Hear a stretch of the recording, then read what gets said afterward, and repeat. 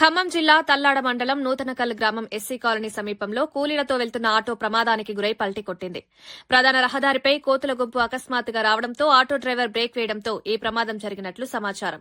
కల్లూరు మండలం బోడిపల్లి గ్రామానికి చెందిన సుమారు 15 మంది కూలీలు తల్లాడ మండలంలో మొక్కజొన్న పీకలు విసిరేందుకు ఆటోలో వెళ్తుండగా నూతకల్ గ్రామ సమీపంలో ఈ ప్రమాదం చోటు చేసుకుంది.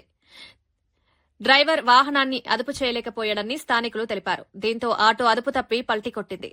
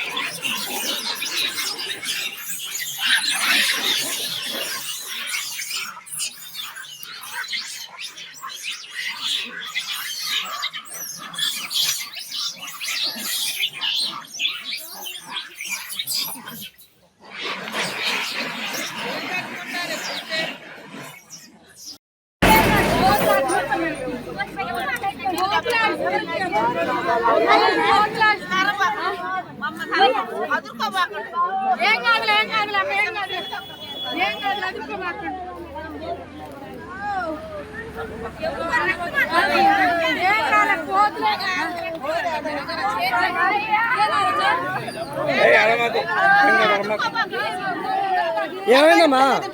కోతడం వచ్చిందా? ఏమైంది? కోతులేనా?